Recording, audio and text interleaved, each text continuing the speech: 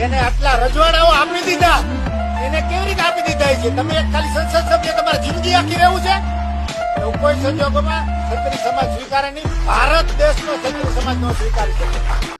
તો નમસ્કાર મિત્રો, ફરી એકવાર એક નવા જ વિડીયોમાં તમારું હાર્દિક સ્વાગત કરું. ત્યારે મિત્રો હાલમાં જ જે મિત્રો પરસોત્તમ રૂપાલાએ મિત્રો જે ક્ષત્રિય ઉપરાંત રાજપૂત સમાજ વિશે મિત્રો જે ટિપ્પણી કરી છે અને એ જ ટિપ્પણીને લઈને મિત્રો હાલમાં જ ક્ષત્રિય સમાજ એટલો બધો આક્રોશમાં આવી ગયો છે કે વાત જ ના પૂછો.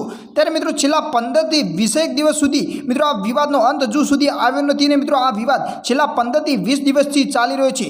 ત્યારે મિત્રો હાલમાં જ રમજુભા જાડેજાને લઈને વધુમાં વધુ એક વિડીયો વાયરલ થઈ રહ્યો છે અને મિત્રો રમજુભા જાડેજાએ આગળ વિડીયોમાં પણ મિત્રો તમે જો સાંભળ્યું કે રમજુભા જાડેજાને એવું કહ્યું છે કે અમારા રાજાઓએ મહારાજાઓએ બધા રજવાડા સોંપી દીધા છતાં પણ તેમને પાછળ નજર નથી ફેરવી અને એમની જીગર હતી અને તમારે આ તમારી એક સંસદ સભ્યની ટિકિટ તમારે ત્યાં આખી જિંદગી રહેવાનું છે તે તમે આ એક ટિકિટ રદ નથી કરી શકતા, તેમની ઉમેદવારી તમે મૂકી નથી શકતા અને તમે તો તે ભૂલ કરી છે એના માટે તમારી ટિકિટ તો રદ થવાની છે, એ તો ફાઇનલ જ છે. અને તમે જે બોલ્યા છો એની માફી તો ક્ષત્રિય સમાજના કોઈ પણ આગેવાન કે કોઈ પણ ક્ષત્રિય આખો સમાજ કોઈ આપવાનું નથી તમને આ માફી. અને તમારા માટે માફી તો એક જ છે કે તમારી ટિકિટ રદ થાય, એ જ તમારા માટે માફી છે. આવું મિત્રો રમજુભા જાડેજાએ ચોખ્ખા ને ખુલ્લા શબ્દોમાં પરસોત્તમ રૂપાલાને જણાવી દીધું છે, એટલે કે કહી દીધું છે.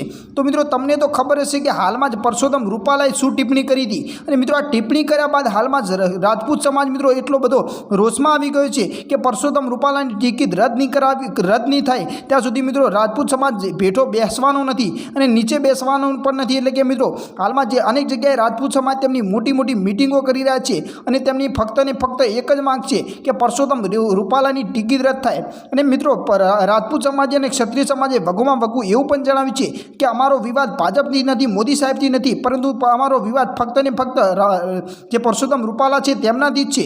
તો મિત્રો તમે શું કહેવા માંગો છો એ નીચે કોમેન્ટમાં જણાવી દેજો.